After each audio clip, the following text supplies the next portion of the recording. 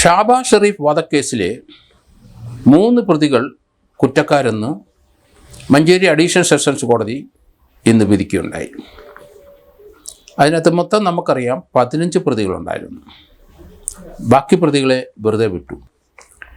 1-ാം പ്രതിയും 2-ാം പ്രതിയും 6-ാം പ്രതിയും കുറ്റം ചെയ്തെന്നാണ് കോടതി തെളിഞ്ഞത്.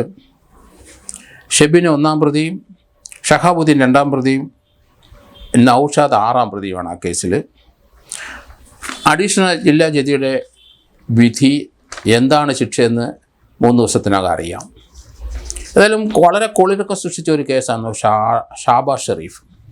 കാരണം മൈസൂരിൽ നിന്ന് ഇയാളെ തട്ടിക്കൊണ്ട് പോയിട്ട് മൈസൂർ പോലീസ് സ്റ്റേഷനിൽ പരാതി ഉണ്ടായിരുന്നു. പക്ഷേ 2 വർഷത്തിന് ഒരു വിവരമില്ല. ആരാണ് കൊണ്ടുപോയത്, എങ്ങോട്ട് കൊണ്ടുപോയതെന്നൊന്നും ഒരു പിടിപാടുമില്ലായിരുന്നു. 2 വർഷത്തിന് ശേഷമാണ് ഇതിനെപ്പറ്റി ഒരു ക്ലൂ വരുന്നത്.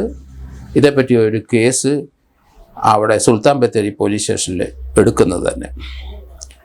അതിനകത്ത് ഒറ്റമൂലി മരുന്നിൻ്റെ ഗുട്ടൻസ് അറിയാൻ വേണ്ടിയിട്ടാണ് ഈ പ്രതികൾ ഇയാളെ തട്ടിക്കൊണ്ട് മൈസൂരിൽ നിന്ന് വരുന്നത് തന്നെ. അതിൽ നിന്ന് ധാരാളം പണം ഉണ്ടാക്കാമെന്നാണ് ഇവർ കരുതിയത്. കാരണം ആ ഒറ്റമൂലി മരുന്ന് കഴിച്ചാൽ പല അസുഖങ്ങളും മാറുന്നു.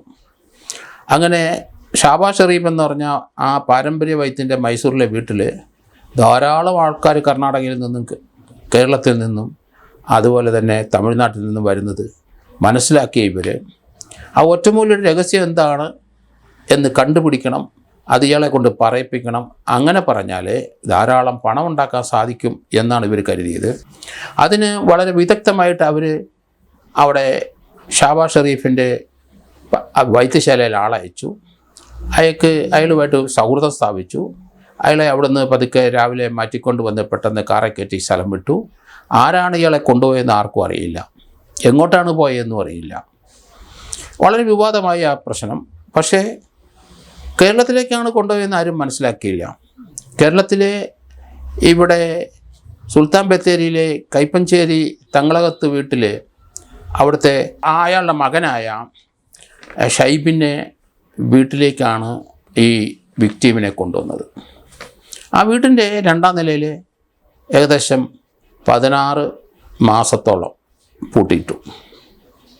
കാരണം അവിടുന്ന് തട്ടിക്കൊണ്ട് വന്നിട്ട് ഇയാൾ 2-ാം നിലയിൽ ചങ്ങലയിട്ട് പൂട്ടി അവിടെ ഇട്ട് ഭീകരമായിട്ട് പല ദിവസങ്ങളായിട്ട് പല മാസങ്ങളായിട്ട് മർദ്ദിക്കുകയായിരുന്നു.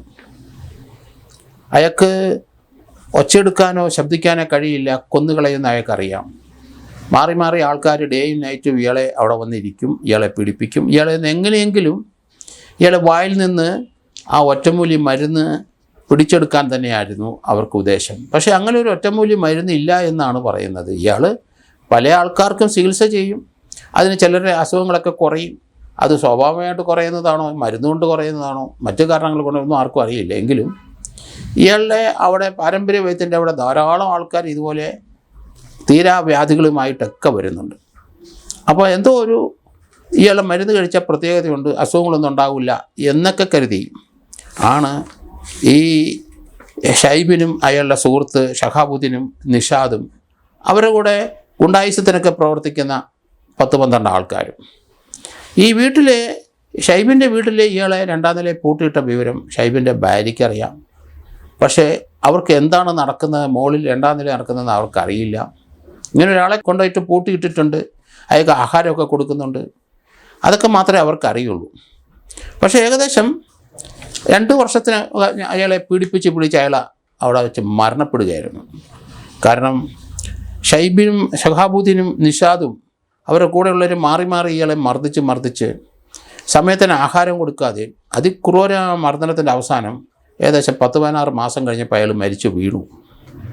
അയാളെ അവർ കഷ്ണങ്ങളാക്കി അത് ചാക്കിനകത്താക്കി ചാലിയാപ്പുഴയെ കൊണ്ട് ഒഴുക്കി.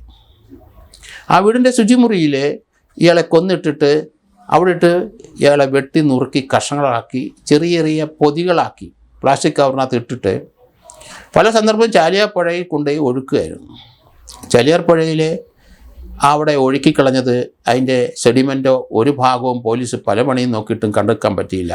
കാരണം 2 വർഷകാലം കഴിഞ്ഞിരിക്കുന്നു. വലിയ വെള്ളപ്പൊക്കം ചാലിയാപ്പുഴയിലുണ്ടാവും.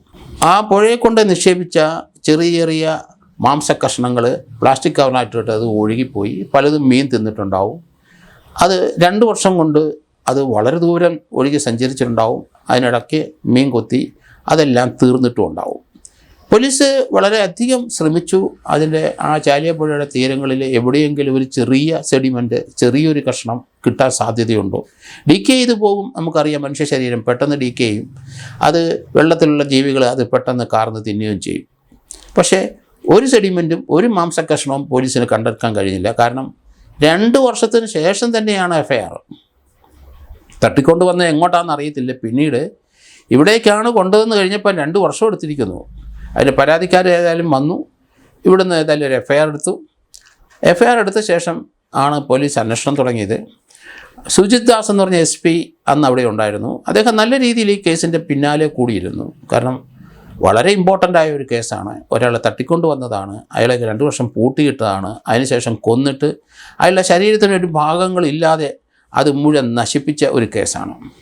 വളരെ അധികം ശ്രമഫലമായിട്ടാണ് അതിന് 2 DYSPമാരും അതുപോലെ തന്നെ ASPയും അതിൻ്റെ കൂടെ പോലീസിന് വളരെയധികം സഹായങ്ങൾ നൽകിയ, അല്ലെങ്കിൽ സ്പെഷ്യൽ പ്രോസിക്യൂട്ടർക്ക് വളരെയധികം കടപ്പാടുള്ള 2 പോലീസ് ഉദ്യോഗസ്ഥരുണ്ടായിരുന്നു, വിഷ്ണുവും അനിലും. അവരുമൊക്കെ ഈ കേസിൻ്റെ അന്വേഷണത്തിന് ശേഷം പ്രോസിക്യൂഷനിലും അവർ കോടതിയിലും നിരന്തരം ഈ കേസിൻ്റെ പുറകെ നിന്നിട്ടാണ് ഈ പ്രതികളെ ശിക്ഷിപ്പിച്ചത്. 1, 2, 6 പ്രതികളെ ശിക്ഷിച്ചെങ്കിലും 7ാം പ്രതിയെ മാപ്പുസാക്ഷിയായപ്പോഴാണ് എവിഡൻസ് കൂടി വരാനുള്ള കാരണം. 7ാം പ്രതി കൃത്യമായി എന്താണ് സംഭവിച്ചതെന്ന്, എവിടുന്നാണ് തട്ടിക്കൊണ്ടുവന്ന്, ആരെയാണ് തട്ടിക്കൊണ്ടുവന്നത്, അതോടൊപ്പം തന്നെ ഏത് മുറിയിലാണ് പൂട്ടിയിട്ടത്, എങ്ങനെയാണ് കൊന്നത്, എത്ര വർഷം ഇല്ലീഗൽ ഡീറ്റെയിൻ ചെയ്തു, അതുപോലെ ശേഷം ഇയാളെ കഷ്ണമാക്കി എവിടെ കൊണ്ട് കളഞ്ഞു, ഇത്രയും വിവരങ്ങൾ കൃത്യമായി ആ കേസിലെ പ്രതിയായ 7ാം പ്രതിയായ ആൾ അത് കൃത്യമായി പോലീസിൻ്റെ അടുത്ത് പറഞ്ഞു. അയാൾ ബത്തേരി കൈപ്പഞ്ചേരി തങ്ങളകത്ത് നൗഷാദ് എന്ന മോനു എന്ന ആളാണ് സത്യം കോടതിയിലേക്കും പോലീസിലേക്കും പറഞ്ഞത്. അതുകൊണ്ടാണ് ഈ കേസിന് ശിക്ഷ വന്നത്. അതേസമയത്ത് മനുഷ്യ ശരീരം ഇതിനകത്ത് കണ്ടെടുത്താൻ കഴിഞ്ഞില്ല. ഒരു കോർപ്പസ് ഡിലിറ്റി എന്നാണ് പറയുന്നത്. കോർപ്പസ് ഡിലിറ്റി ഇല്ലാതെ ഈ കേസിനകത്ത് കോടതി ശിക്ഷിച്ചു എന്നുള്ളതാണ് ഈ കേസിൻ്റെ വളരെയധികം പ്രത്യേകത. അത് സുജിത് ദാസ് SP അത് എടുത്തു പറയുന്നത് ഞാൻ TV കണ്ടു. കാരണം അദ്ദേഹത്തിൻ്റെ കൂടെ ഉണ്ടായിരുന്ന DYSPമാരെ അഭിനന്ദിക്കാതിരിക്കാൻ ഒക്കില്ല. കാരണം റെയറസ്റ്റ് ഓഫ് റെയറായ ഒരു കേസ് തന്നെയാണ് ഇത്. കാരണം കൊല്ലപ്പെട്ട കേസുകളെല്ലാം നമുക്ക് കോർപ്പസ് ഡിലിറ്റി അല്ലെങ്കിൽ മൃതശരീരം വേണം, അതിനൊരു ഭാഗമെങ്കിലും വേണം. പക്ഷേ ഇവിടെ പോലീസ് കണ്ടെത്തിയത് ആ വീട്ടിൻ്റെ ശുചിമുറിയിലെ അകത്ത് നിന്ന് ഏകദേശം 32 ഹെയർ, രോമം, തലയിലെ മുടി കണ്ടെത്തി. അത് തന്നെയല്ല, ആ മുറിയിൽ ഒഴുകിപ്പോയ പൈപ്പിൻ്റെ അകത്തുനിന്ന് 42ഓളം മുടിക്കഷ്ണം ഇട്ടു. കൂടാതെ അയാളുടെ കാറിനകത്തുനിന്നും മുടിക്കഷ്ണങ്ങൾ പോലീസ് കണ്ടെത്തി കഴിഞ്ഞു. ഷൈബിൻ അഷ്റഫിൻ്റെ കാറിനകത്തുനിന്ന് മുടി കിട്ടി. 3 സ്ഥലത്തു നിന്നാണ് ഈ കൊല്ലപ്പെട്ട ആളുടെ ഷാബാസ് ഷെരീഫിൻ്റെ മുടി കണ്ടെത്തിയത്. കാരണം അത് DNA കൃത്യമായിട്ട് നമുക്ക് ഉപകാരപ്പെടും. DNA എന്തായാലും പോലീസ് ഷാബാസ് ഷെരീഫിൻ്റെ തന്നെയാണ് ഈ മുടി എന്ന്, അത് പൈപ്പിൽ കൂടെ ഒഴുകിയെന്നും അല്ലെ ശുചിമുറിയിൽ കൂടെ ഒഴുകിയെന്നും അങ്ങനെയുള്ള എവിഡൻസുകൾ മുഴുവൻ കാറിനകത്തും അതുകൊണ്ടായിരുന്നുവെന്നും, കാരണം ഡെഡ് ബോഡി കൊണ്ടുപോയ കാറിനകത്താണ്. അയാളെ ജീവനോടെ കൊണ്ടിരുന്ന സന്ദർഭത്തിലും മുടി അതിനകത്ത് വീഴാം. പക്ഷേ അതിൻ്റെ ഡിക്കിയിലും മറ്റും ചെറിയ കഷ്ണങ്ങളൊക്കെ മുറിച്ചു കൊണ്ടുപോയ സമയത്ത് മുടി അതിനകത്ത് വീണിരിക്കുന്നത് ആ മുടി കഷ്ണവും കിട്ടിയിരിക്കുന്നു. അതിനുശേഷം 2 പ്രളയം അല്ലെ 3 പ്രളയമെങ്കിലും ഉണ്ടായ ശേഷമാണ് പോലീസിന് പരാതി കിട്ടുന്നു. ഈ മുറി കൊണ്ടുവന്ന് ഇയാളുടെ 1ാം പ്രതിയുടെ വീട്ടിൽ കൊണ്ടുപോയി കെട്ടിയിട്ട് ഇയാളെ പീഡിപ്പിച്ച ശേഷം 2 വർഷത്തിനടുത്ത് പീഡിപ്പിച്ച ശേഷം അയാളെ കൊന്ന് കഷണമാക്കി ചാലിയാപ്പുഴയെ ഒഴുക്കി എന്നുള്ളതാണ് ഈ കേസിൻ്റെ പ്രത്യേകത. അത് കോടതി അതേപടി അംഗീകരിച്ചു. കാരണം DNA കൊണ്ട് ഇത് മരിച്ചത് അല്ലെ കൊല്ലപ്പെട്ടത് തീർച്ചയായിട്ടും ഷാബാസ് ഷെരീഫ് എന്ന് കോടതി കണ്ടെത്തി. അതിനകത്ത് DNAക്കകത്ത് മൈറ്റോകോൺട്രിയൽ DNAയുടെ കഷ്ണങ്ങൾ കൃത്യമായിട്ട് DNA അത് പ്രൂവ് ചെയ്യാനായിട്ട് കോടതി അല്ലെങ്കിൽ പോലീസിന് അല്ലെങ്കിൽ ഫോറൻസിക്ക് സാധിച്ചു എന്നുള്ള ഈ കേസിൻ്റെ പ്രത്യേകത. അത് കേസുമായിട്ട് ബന്ധപ്പെട്ട ഏതെങ്കിലും ആ ബ്ലഡും എനിക്ക് തോന്നുന്നത് അവിടുന്ന് ഒഴുകിപ്പോയ ബ്ലഡിൻ്റെ അംശങ്ങൾ പോലീസ് കണ്ടെത്തിയിട്ടുണ്ടാകണം എന്ന് ഞാൻ കരുതുന്നു. ഏതായാലും 15 പ്രതികളുള്ള കേസിലെ 3 പ്രതികളെ ശിക്ഷിക്കുകയും 3 പ്രതികളെ കുറ്റക്കാരാണെന്ന് കണ്ടെത്തുകയും ബാക്കി ഏകദേശം 11 പ്രതികളെ വെറുതെ വിടുകയും 12 പ്രതികളെ വെറുതെ വിട്ടെങ്കിലും ഒരു 7ാം പ്രതി മാപ്പുസാക്ഷിയായി മാറുകയും ചെയ്തെന്നുള്ള ഈ കേസിൻ്റെ പ്രത്യേകത. ആ കേസിനകത്ത് ഒരു KM കൃഷ്ണൻ നമ്പൂതിരി എന്ന ഒരു അഡ്വക്കേറ്റ് സ്പെഷ്യൽ പ്രോസിക്യൂട്ടറായിട്ട് വന്നു.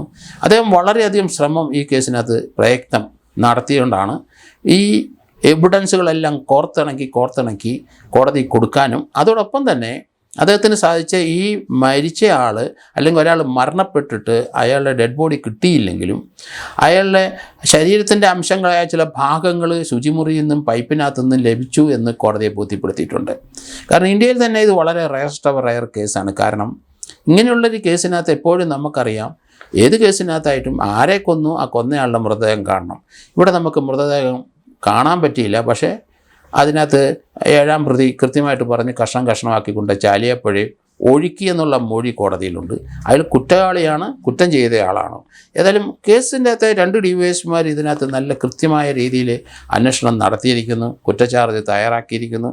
അതുപോലെ വിഷ്ണു അനിൽ എന്നയാൾ പ്രോസിക്യൂഷൻ്റെ ഒപ്പം വക്കീലിൻ്റെ സ്പെഷ്യൽ പ്രോസിക്യൂട്ടർ ഒപ്പം കോടതിയിൽ നിരന്തരം അവരുടെ സാന്നിധ്യം ഉണ്ടായി സാക്ഷികളെ പഠിപ്പിച്ച് കേസിൻ്റെ കൃത്യമായ റൂട്ടിൽ കൂടെ തന്നെ കേസിനെ കൊണ്ടുപോയി. കോടതിക്ക് ബോധ്യപ്പെട്ടു ഇത് ഒരു കൊലപാതകമാണ്, ബ്രൂട്ടലാണ്. അതിനകത്ത് അവിടുന്ന് തട്ടിക്കൊണ്ടുവന്നയാളാണ്, അവരുടെ ബന്ധുക്കളെയൊക്കെ സാക്ഷിയാക്കിയിട്ടുണ്ട്. ഈ കേസിനകത്ത് ചിലപ്പം ആ ഡിസീസിൻ്റെ ഏതെങ്കിലും മറ്റ് കേസുമായിട്ട് ബന്ധപ്പെടുന്ന അല്ലെങ്കിൽ ബന്ധപ്പെടുത്താവുന്ന എവിഡൻസ് കൂടെ കണ്ടെത്തിയിട്ടുണ്ടെന്ന് ഞാൻ കരുതുന്നത്. കാരണം ക്രൈംബ്രാഞ്ചിൻ്റെ DYSP ആയിരുന്ന KM ബിജുവും ഈ കൂടെ ഉണ്ടായിരുന്നു. അതുപോലെ നിലമ്പൂർ CI വിഷ്ണു, അതുപോലെ തന്നെ DYSP ഷാജു K എബ്രാഹാം, ഇവരെയൊക്കെ അഭിനന്ദിക്കാതിരിക്കാൻ ഒക്കില്ല. കാരണം അക്ഷീണ പ്രയത്നം കൊണ്ട് മാത്രമേ ഒരു കുറ്റച്ചാർജ് ഇങ്ങനെയുള്ളൊരു കേസിൽ തയ്യാറാക്കാം. തയ്യാറാക്കുന്നതല്ല, കോടതി വന്നു കഴിഞ്ഞാൽ കോടതിക്ക് അത് ബോധ്യപ്പെടുത്തണം. മരിച്ചുപോയ ആളിപ്പം അതിൻ്റെ ഒന്നും അവശേഷിച്ചിട്ടില്ല, അത് മുഴുവൻ ഒഴുകിപ്പോയിരിക്കുന്നു. പക്ഷേ മരിച്ചയാളുടെ ശരീരത്തിൻ്റെ ചില ഭാഗങ്ങൾ കോടതി കണ്ടെത്തിയിട്ടുണ്ട്. അത് DNA പ്രകാരം ഷാബാസ് ഷെറീഫിൻ്റെ ആണെന്ന് അതിവിദഗ്ധമായിട്ട് ഫോറൻസിക്കിലും അതുപോലെ സ്പെഷ്യൽ പ്രോസിക്യൂട്ടറും കോടതി മുമ്പാകെ സ്ഥാപിക്കാൻ കഴിഞ്ഞു എന്നുള്ളതാണ്. ഏതായാലും പോലീസിൻ്റെ അന്വേഷണ മികവിൻ്റെ ഒരു ദൃഷ്ടാന്തം തന്നെയാണ് ഈ കേസ് എന്നുള്ള കാര്യത്തിൽ യാതൊരു സംശയമില്ല. കാരണം ഷാബാസ് ഷെറീഫിൻ്റെ ഈ മരണത്തെപ്പറ്റി വളരെയധികം ചാനൽ ചർച്ചകൾ ഞാനും നമ്മളുടെ ആൾക്കാർ നടത്തിയിട്ടുണ്ട്. കാരണം അന്നൊക്കെ വലിയ അതിശയകരമായി തോന്നിയിട്ടുണ്ട്. മൈസൂർ വേറെ സംസ്ഥാനത്തു നിന്ന് കൊണ്ടുവന്ന ആളെ ഇവിടെ ഒരു പൊടി പോലും ഇല്ലാതെ അവശേഷിപ്പിച്ചു. ഒരു കഷ്ണമെങ്കിലും ആ ചാലിയാർപ്പുഴയിൽ നിന്ന് കിട്ടുമെന്നായിരുന്നു ഞാൻ പ്രതീക്ഷിച്ചത്. കാരണം അന്നേരം വർഷങ്ങൾ കഴിഞ്ഞിരിക്കുന്നു. ചാലിയാർപ്പുഴ വെള്ളം ഇതെല്ലാം തെളിവുകൾ നശിപ്പിച്ച് ഒഴുക്കി കടലിൽ കൊണ്ടുപോയി നിക്ഷേപിച്ച് കഴിഞ്ഞിരിക്കുന്നു എന്നുള്ളതാണ് ഇതിൻ്റെ ഒരു പ്രത്യേകത. എന്തായാലും പോലീസിനെ ഒരിക്കൽ കൂടി അഭിനന്ദിക്കുന്നു.